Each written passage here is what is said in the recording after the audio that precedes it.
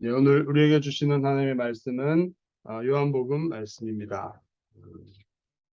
요한복음 20장 1절에서 10절까지 말씀 저와 함께 한 구절씩 봉독하도록 하겠습니다. 안식 후 첫날 일찍이 아직 어두울 때에 막달라 마리아가 무덤에 와서 돌이 무덤에서 옮겨진 것을 보고 시몬 베드로와 예수께서 살아가시던 그 사람들이 달려가서 사람들이 주님을 무덤에서 찾다가 어디 누웠는지 다 알고 있었다. 베드로와 그 다른 제자가 나가서 무덤으로 갈새 우리 같이 가는 시간에 그 다른 제자가 베드로가 빨리 달려가서 무덤에 이르러 부풀여 세마포 놓인 것을 보았으나 들어가지는 아니하였더니 시몬 베드로를 따라와서 무덤에 들어가니 세마포가 놓였고 또 머리를 쌌던 수건은 세마포와 함께 놓이지 않고 딴 곳에 쌌던 대로 놓여 있더라. 그때 무덤에 먼저 가서 그들은 자로 들어가 보고 그들은 성경에 그가 죽은 자 가운데서 다시 살아나야 하리라 하신 말씀을 아직 알지 못하더라. 이에 제자가 그들의 집으로 돌아가니라. 아멘. 오늘 우리에게 주시는 말씀의 제목은 빈 무덤, Empty Tomb of Jesus, 예수님의 무덤이 비어 있다는 그런 주제로 말씀을 나누겠습니다. 우리가 요한복음을 통해서 예수님이 누구신가, 사도 요한 예수님이 사랑하셨던 제자, 가장 친밀하게 예수님의 품에 안기기도 하고 비스듬히 기대어 누워서 예수님과 대화하기도 했던 그 제자가 죽기 전에 90세 정도 되었을 거로 예상을 합니다. 또 여러 복음서들을 마태, 마가, 누가복음 이런 복음서들이 교회들 가운데 이렇게 회람되면서 기록되고 나눠지는 그런 것들을 알고서 예수님이 어떤 분이셨는지를 이제 회상하면서 그러나 좀 친밀하게 예수님과 가까이에서 예수님이 많이 말씀하셨던 것들 또 특별히 예수님께서 돌아가시던 그 밤과 그 밤에 하셨던 많은 말씀들 그 주님께서 친밀하게 하셨던 그 일들을 좀 더 자세히 기록하고자 하는 마음이 생겼습니다. 그래서 복음서를 또 다른 관점에서 기록을 하게 되었죠. 그래서 이제 세계 복음서는 공간 복음이라고 해서 마태, 마가, 누가는 비슷한 관점에서 쓴 복음서, 예수님의 행적들을 있다면 이 네 번째 복음서 요한복음은 좀 다른 관점에서 알려지지 않은 정보들이나 이런 것들이 좀 더 보충되고 특별히 주님이 말씀하셨던 주님의 내면에 그런 말씀들이 많이 담겨져 있는 그런 내밀하게 친밀하게 주님과 교제했던 사도 요한이 알 수 있었고 또 자기의 죽기 전에 사명으로 이 복음서를 기록해서 남겨야겠다 이런 사명으로 기록했던 성령의 감동으로 기록해서 남긴 그런 복음서이죠. 그래서 이 복음서를 우리가 찬찬히 읽어가고 있습니다. 우리가 복음서를 통해서 우리가 믿고 또 나중에 만나게 될 그 예수님, 그분이 어떤 분이셨고 어떤 분이신지 우리에게 알려주고 있죠. 그래서 말씀을 깊이 들여다보고 거기서 주님이 어떠한 분이셨는지를 알고 이 기록된 이 복음서가 우리에게 무엇을 말하고 싶어 하는지 이것을 들을 수 있고 받아들일 수 있고 믿을 수 있고 그 말씀을 따라서 살아갈 수 있는 그 메시지에 응답해서 살아가는 것이 그리스도인입니다. 그리스도를 따르고 그리스도와 연합된 그런 그리스도와 같은 이 세상에 그리스도께서 육체로 계시지 않을 때 그리스도와 같은 삶을 살아감으로 그리스도가 살아계시며 구원하신다는 사실을 증언하고 드러내는 삶을 사는 것이 그리스도인입니다. 그래서 복음을 듣고 그리스도를 알아가는 일은 우리의 삶의 가장 핵심적이고 중요한 일이다. 이렇게 말할 수 있겠습니다. 자, 요한복음 20장에 저희가 도달했습니다. 총 21장까지 있는데 20장까지 왔습니다. 오늘 첫 10구절을 통해서 주님께서 우리에게 무엇을 말씀하고자 하는지 함께 생각해보고 주님의 음성을 듣고 주님께 나아가는 말씀을 받아들이는 말씀을 얻어먹는 그런 시간이 되기를 바랍니다. 이 사건은 여러분들이 아시는 것처럼 예수님의 죽으심 이후에 아주 급하게 예수님을 장례를 치르게 됐죠. 십자가에서 급하게 내려서 또 부자들이 갑자기 나타나가지고 예수님을 자기가 묻히려고 했던 준비한 그 무덤에 예수님을 묻고 싶다. 이렇게 당돌하게 빌라도에게 요구해서 예수님의 시체를 가져다가 씻고 향품을 해서 이렇게 유대인의 장례 절차에 따라 그 돌로 한 무덤, 굴 무덤이죠. 거기에다가 넣고 이렇게 문을 돌로 이렇게 닫는 상당히 무거운 1톤이 넘는 그런 무게의 돌을 가지고 이렇게 닫아 놓는 이런 것이 장례였습니다. 그것이 금요일 저녁 일몰 전이었고 금요일 밤부터 토요일 저녁까지가 안식일이었죠. 유대인의 안식일이었습니다. 그래서 저녁부터 아침 저녁까지 토요일 하루 전체는 안식일로 보냈습니다. 예수님의 시체는 무덤에 묻혀 있었습니다. 안식 후 첫날, 네, 오늘 말씀이 시작되죠. 안식 후 첫날에 우리 같이 이 말씀 안으로 풍덩 들어가 봅시다. 안식 후 첫날 일찍이 아직 어두울 때가 되었습니다.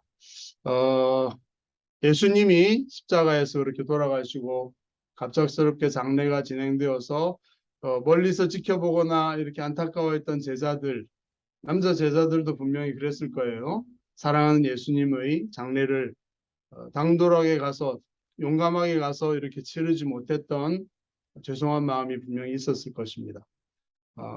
또 알려지지 않았던 그 아리마다 요셉과 니고데모 이런 제자들이 숨어 지내던 제자들이 또 중요한 활동을 했고 제자들도 여성들도 멀리서 바라보면서 예수님 어디에 장례 지내는가 생각하면서 향품을 준비했었죠. 예수님의 몸이 부패하지 않도록 또 향품을 더 발라드리고 싶었던 것입니다. 그런 마음을 가지고 안식일을 지냈죠.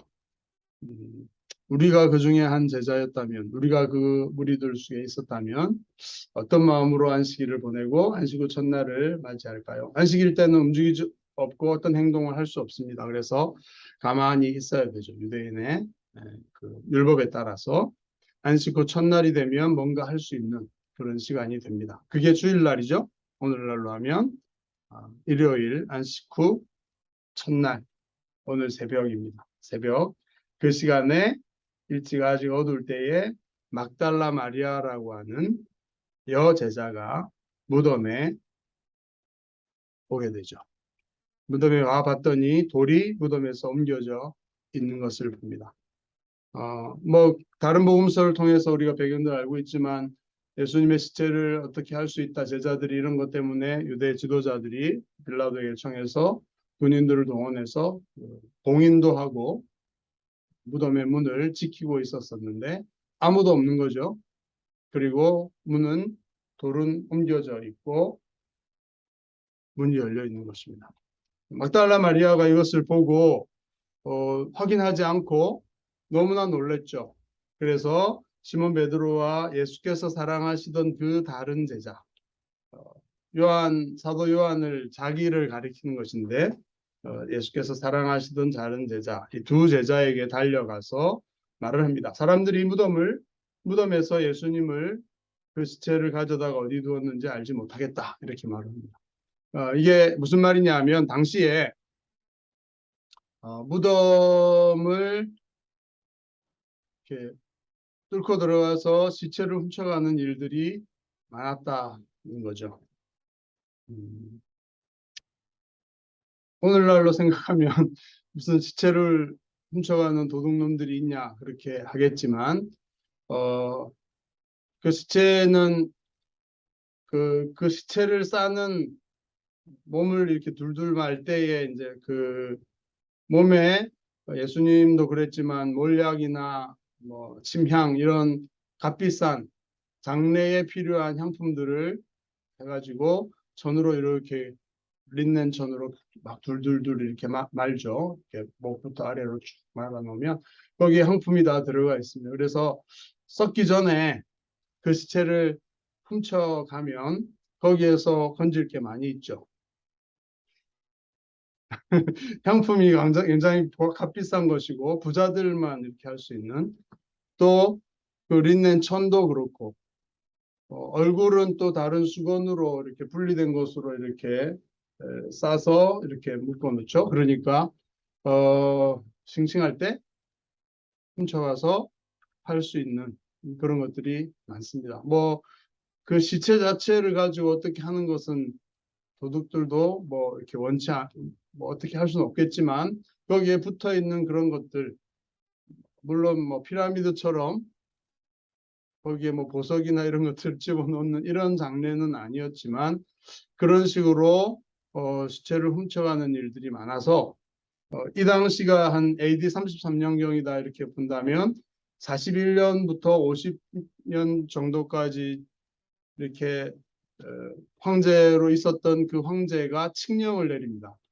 그래서 시체 도굴꾼들을 엄벌하는 가장 무서운 극형으로 처벌하라 이런 칙령을 내리기까지 하죠. 그러니까 예수님 당시에 그런 일들이 유대에도 비일비재했고 그래서 한 10년 정도 후에는 로마의 황제가 로마 전역에 그런 칙령을 내릴 정도로 시체를 훔쳐가는 일들이 많이 있었다. 이런 것들이 이제 역사적 배경이죠.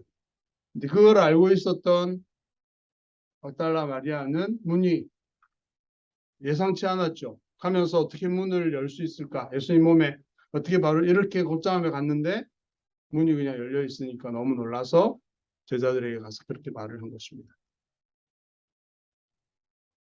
그 말을 듣고 베드로와 사도 요한이라고 보여지는 이 제자가 급하게 무덤으로 갑니다. 달려가죠. 이거는 사도 요한 자신만 알 수 있는 그 에피소드가 또 하나 나오죠. 둘이 열심히 다름박질을 합니다. 그 소리를 듣고 예수님을 사랑하는 그 예수님 시체를 누가 훔쳐간 것 같다. 이런 얘기를 듣고 어떤 마음이었을까요? 열심히 달려가는 것입니다. 어떤 일이 있었는지 보고 싶고 어떤 마음이었을까요? 장례도 치러드리지 못했던 그 예수님의 시체마저 없어지고 이제 더 이상 예수님을 볼 수도 없다. 이렇게 이런 일이 어떻게 발생하냐 이렇게 하면서 막 달려가는 거죠. 베드로가 달려가는데 그 다른 제자가 베드로보다 더 빨리 달려갑니다. 그 달리기 실력이 더 좋아서 그랬는지 모르겠지만 이 사도 요한은 더 간절한 마음으로 더 빨리 가고 싶어서 막 달려갔을 것입니다.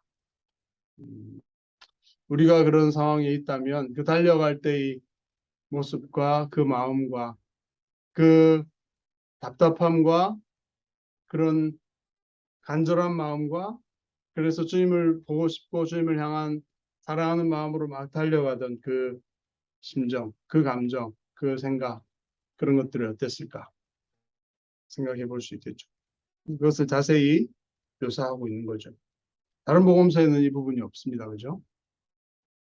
굽으려 세마포 놓인 것을 보았으나 들어가지는 밖에서 무덤 안을 이렇게 들여다봤는데 세마포가 놓여 있다. 이 돌판 시체를 누이는 돌판 같은 것이 있었을 것이고 그 위에 세마포가 놓여 있는 것을 봅니다. 근데 감히 들어가지는 못합니다. 사도 요한이 빨리 달려왔으면 빨리 들어가서 상황을 볼 법도 한데 그렇게 하진 않고 시몬 베드로를 기다려서 시몬 베드로가 먼저 들어가게 되죠. 배려를 해준 걸까요? 그래도 수제자니까 먼저 들어가라. 겁이 나서 못 들어간 걸까요? 어쨌든 베드로가 뒤에 왔지만 먼저 들어가서 무덤에 들어가 보니 세마포가 역시 놓여 있었다. 또 머리를 쌌던 수건은 세마포와 함께 놓이지 않고 딴 곳에 쌌던 대로 놓여 있더라. 수건을 쌌던 그 모양 그대로, 그러니까 몸을 이렇게 세마포로 린넨으로 이렇게 쌌던 그것이 그대로 있었고, 머리가 있던 위치에 쌌던 그대로 머리를 쌌던 수건이 그대로 놓여 있는 이런 상태를 사도 요한이 자세하게 묘사를 하고 있습니다. 이게 무슨 의미가 있을까요? 네, 이 사건, 이 장면, 이것을 사도 요한은 우리에게 이렇게 묘사해서 자기가 봤던 것을 증언해주고 있어요. 묘사해주고 있죠. 글로 그 모습을 정확하게 얘기하고 있습니다. 무슨 의미일까요? 몸 속에서 쏙 빠져나가. 네, 그런 묘사를 지금 하고 있죠. 세마포가 그대로 놓여 있었고, 그리고 예수님의 머리를 쌌던 그 쌌던 형태 그대로 머리 수건도 그 자리에 놓여 있는 그런 장면. 그래서 사도 요한이 이 장면을 가지고 하고 싶었고 자세히 묘사함으로써 하고 싶었던 얘기는 뭐냐 하면 말씀하신 대로 예수님의 시체는 도난당한 게 아니었다.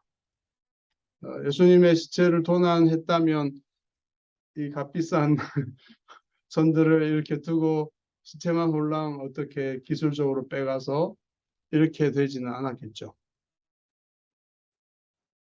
예수님의 몸만 누에 고치에서 누에가 싹 빠져나가듯이 이렇게 쏙 빠져나간 상태로 예수님을 장례했던 그 모습 그대로 예수님의 죽음을 둘러싸고 있던 그 모든 것들이 그대로 버려져 있었다. 빈 무덤입니다. 엄격하게 말하면 무덤 안에 세마포와 수건이 놓여 있는 그런 무덤이었죠. 비어 있다고는 할 수 없지만 빈 무덤이라고 말할 수 있는 것은 예수님이 거기 계시지 않았기 때문이죠. 무슨 일이 일어난 것입니다. 누군가 훔쳐간 것이 아니고 예수님에게 뭔가가 일어난 것이죠. 그들이 생각했던 예수님이 그 자리에 누워 있고 시체로 뻣뻣이 굳어서 썩어가기 시작하는 그런 상태로 놓여 있어야 맞는데 그렇지 않고 예수님에게 무슨 일이 발생한 것입니다. 예수님의 육체에.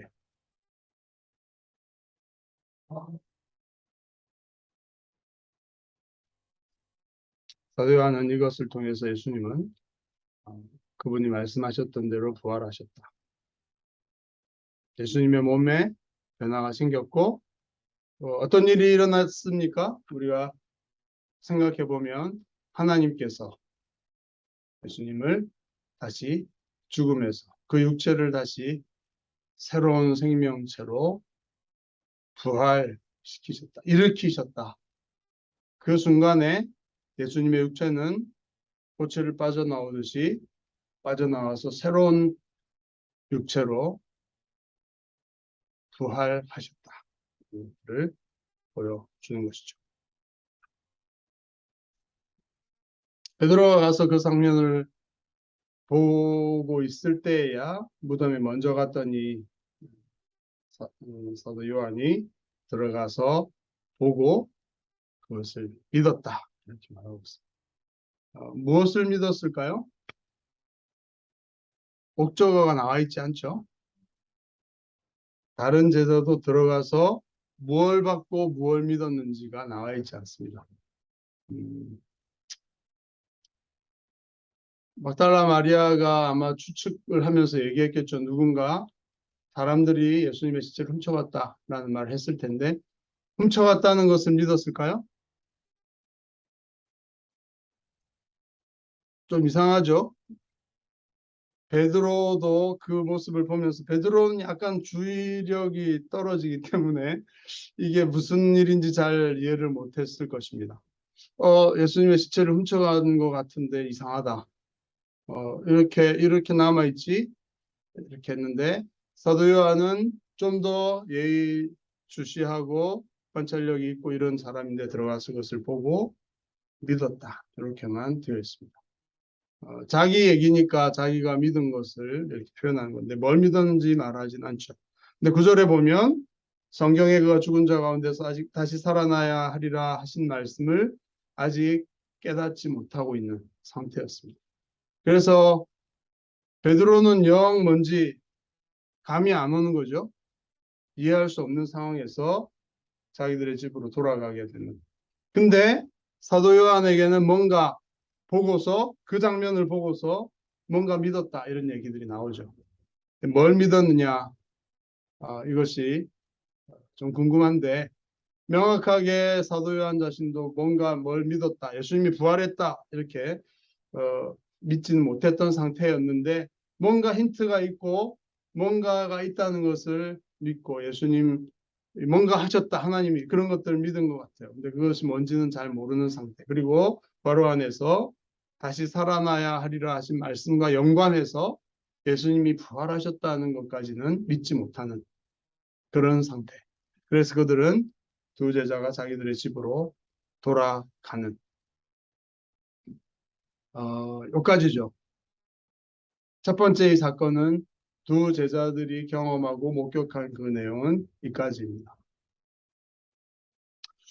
오늘 우리에게 주님께서 이 말씀, 이 사건을 통해 두 제자들의 눈으로 목격한 일. 그러나 그들은 깨닫지도 못했고 약간 알듯 말듯한 사도 요한은 뭔가 보고 믿었는데 뭔가 뭘 믿었는지 잘 확실하지 않은 이런 상태로 집으로 돌아간 이 장면입니다. 우리는 알죠? 예수님이 부활하셨고 여기 가로에 나와 있는 것처럼 죽은 자 가운데서 다시 살아나야 될 것이다. 예수님께서 내 목숨을, 내 생명을 빼앗기는 것이 아니라 스스로 양들을 위해서 선한 목자가 대신 죽는 것처럼 내어주는 것이다. 이렇게 말씀하셨고 그러나 다시 살아나야 죽은 자 가운데서 다시 살아나야 될 것이다. 라고 약속하셨던 대로 주님이 부활하셨다는 것을 우리는 알고 있습니다. 이 말씀을 생각하면서 이 장면을 마음에 좀 새겼으면 좋겠습니다. 예수님의 무덤에 예수님을 시체를 보러 갔더니 제자들이 보러 갔는데 달려갔는데 무슨 일이 생겼는가 예수님의 시체를 찾아오기 위해서 어디로 갔는지 그 흔적을 찾아서 예수님의 시체를 다시 찾으러 가 이렇게 왔던 제자들의 눈앞에 예수님의 시체가 있지 않고 세마포와 머리를 쌌던 수건만 고스란히 남아있는 것이 무덤이었다. 이 장면을 우리가 기억하며 살았으면 좋겠습니다. 왜냐하면 우리는 예수님이 죽으시고 부활하셨어. 우리 사도신경에서도 그렇게 고백했는데 그러나 실제 우리의 삶 속에서는 예수님을 죽은 자 가운데 무덤 가운데 딱딱하게 굳어있는 모습으로 둘둘 말려있는 그런 모습으로 나사로가 몇 달 전에 죽었다가 살아났죠. 예수님께서 그를 살리셨습니다. 근데 나사로가 몸은 움직였지만 이게 둘둘 묶여 있어가지고 잘 걷지도 못하고 이렇게 나와서 예수님께서 풀어놓아 다니게 해라 이렇게 하셨습니다. 그런 장례 습관과 같은 것인데요. 우리도 예수님을 무덤 속에서 잘 손도 움직이지 못하는 상태로 묶여 있는 것처럼 여기며 살 때가 많다는 것이죠. 우리 예수님 지금 어디에 계십니까? 우리의 삶에 부활하셔서 하나님 보좌 우편에 계시면서 엠마오 제자들에게 다가가셨던 것처럼 곁에서 함께 동행하시고 말씀하시고 대화하시고 하시는데도 그분이 그분인지 알지 못하고 제자들의 마음속에는 예수님은 무덤에 지금 누워 계시는 것이죠. 굳어져서 꽁꽁 묶여서 아무 일도 하지 못하는 상태로 거기에 계시는 것처럼 생각하며 살아가는 것입니다. 근데 우리의 신앙은 어디에 와 있습니까? 머리로는 과거에 예수님께서 하셨던 이 성경의 인용들을 제자들도 다 들었습니다. 이 제자들도 들었어요. 두 제자들. 다시 살아나야 될 것이다. 그러나 그 말씀들이 그들의 삶 속에 연결되고 그것이 살아서 말씀이 움직이지 않으니 예수님은 계속 거기 계신 것이고, 시체가 사라졌는데 예수님이 말씀하셨던 대로 부활하셨다는 것과 연관을 지어서 생각하지는 못하고 의아한 상태로 훔쳐간 건 아닌 것 같다, 이 정도만 확인하면서 집으로 돌아가는 그런 신앙으로 살아가는 모습들이라는 것이죠. 우리의 예수님은 어디에 계십니까? 주님이 부활하셔서 우리와 동행하고 계십니까? 우리가 말하지만 주님의 음성은 잘 들리지 않지만 우리의 대화를 들으시고 말을 들으시고 주님 속으로 작게 주님께 사랑한다고 말하고 주여 도와주십시오라고 말하고 주님 동행해 주십시오, 인도해 주십시오 이렇게 말할 때 오냐 내가 여기 있다, 걱정하지 마라, 마음껏 행해라, 내가 서포트하고 함께 한다. 왜 이런 답답한 상황들이 풀리지 않고 왜 주님이 역사하시는 것들이 예수님 하셨던 일들처럼 우리 삶에 나타나지 않습니까? 예수님이 살아계실 때도 그랬죠. 제자들이 모든 걸 원한다고 다 해주지 않았습니다. 그렇죠? 심지어는 주님의 뒤를 따라서 오른편 왼편에 앉고 싶습니다 했을 때 그게 무슨 의미인지 아냐 이렇게 물어보시고 가르쳐 주셨죠. 나처럼 쓴 잔을 마시고 십자가에 죽을 정도가 돼야 예수님 오른편 우편에 앉는 것이, 구하는 것이 뭔지 모르는, 자기의 죽을 것을 구하고 있는 이런 제자들에게 너희가 원하는 것이 뭔지 알지 못한다 하시면서 만류하시고, 그러나 나중에 그렇게 할 수 있도록 인도하시는 그런 주님. 우리가 예를 들어 뭘 구할까요? 우리가 주님 보시기에는 너무 큰 것을, 그렇죠? 갑작스러운 것을 구해서 감당하지 못할 것들을 구하면 주님께서 워워 하시죠. 아니다, 좀 기다려라 이렇게 하십니다. 그죠? 그렇게 말씀하시는 거 우리가 듣지도 못하고 그냥 우리의 생각대로 주님과 소통하지 못하며 이렇게 살아갈 때가 많다는 것이죠. 그리고는 또 어떤 큰일 닥치면 그 앞에서 두려워하고 주님 왜 도와주지 않습니까? 열심히 기도하는데 내 생각대로 주님이 해주지 않으시면 주님이 무덤 속에 계신가 보다, 주님이 손이 묶여 있나 보다 이렇게 생각하면서 주님에 대한 믿음을 의심하고 그렇게 스스로 불행하게 생각하고 힘들어하고 어두운 우울하게 살아가는, 이게 우리의 모습의 신앙의 모습이 아닌가 이런 생각을 하는 것이죠. 그러나 실제는 무엇입니까? 주님 살아나셨고 우리와 함께 계시고 우리에게 말씀하시고 동행하시고 주님의 때에 주님의 능력을 더 놀랍게 행하시고, 과거에는 육체 가운데서 어떤 공간과 시간적 한계 속에서 주님이 이 땅에서 사역하셨다면 이제는 부활하셨기 때문에 하늘과 땅의 모든 권세를 가지시고 우리와 동행하시며 성령으로 함께 하시고 능력으로 크게 역사하시는 그 주님이 살아계십니다. 이것을 우리의 선조들은 부활신앙이라고 표현하죠. 주님이 정말 부활하셔서 우리와 함께 계시고 동행하시고 또 말씀하신다. 주님과 친밀하게 교통하고 주님께 마음을 드리고 시간을 들여서 기도하고 하면 주님이 우리 각자에게 우리의 질문에 대해서 성경 말씀을 통해 깨닫게 하셔서 말씀하시고 진리의 영이신 성령께서 진리를 우리에게 알려주시고 또 구체적으로 좋은 아이디어도 주셔서 행할 지혜 가운데 하루를 살아갈 수 있도록 늘 말씀하신 살아계시는 그 주님, 그 주님과 친밀하게 동행한다면 우리의 삶에 아직 해결되지 않은 문제들이 있다 하더라도 든든하게 주님께서 모든 것을 컨트롤하시고 주님의 때에 주님의 일들을 하실 것들을 기대하면서 우리는 기다리며 주님과 함께 하루를 감사하며 희망, 소망하며 기대하면서 주님과 함께 살아갈 수 있는 것입니다. 이 말씀, 이 사건을 생각하며 우리의 주님은 무덤에 누워 계시는지 아니면 무덤에서 살아나신 그 주님이 나와 지금도 보이지 않지만 동행하시는지,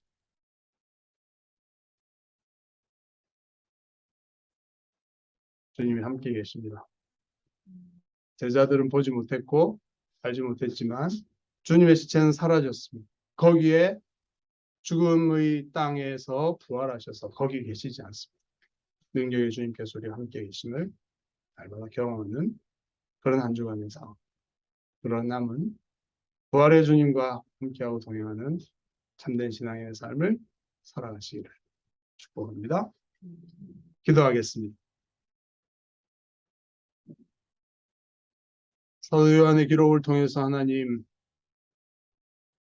아들 예수 그리스도께서 다시 부활하신 명백한 증언들을 듣게 하시고 또 기록된 말씀을 통해 보게 하시니 감사합니다. 그 자리에 가서 보고 믿었던 그 제자들, 그러나 저희는 이미 지난 그 일들의 의미들을 알고서 머리로 분명히 믿고 있고 입술로 고백하고 있는데, 그러나 그 부활하신 주님이 오늘 우리와도 함께 계시며 우리 곁에 살아 동행하고 계시며 말씀하시는 것을 보고 믿는 저희들 되게 도와주시옵소서. 외롭게 힘들게 또 두려워하며 또 미래에 대해서 낙심하고 또 어두운 전망을 가지고 보는 것이 아니라 살아계신 예수 그리스도 주님을 생각하고 주님과 연관지어서 미래의 소망을 품고 또 주님 안에서 그 사랑과 평화를 누리면서 매일매일을 활기차게 살아가는 생명의 부활의 주님과 동행하며 생명력 있는 부활의 신앙으로 살아가는 우리 모든 성도들 되도록 이 땅에 주님의 그리스도인들 될 수 있도록 주여 축복하시고 붙들어 주시고 믿음을 더해 주시기를 바랍니다. 예수님의 이름으로 감사하며 기도합니다. 아멘.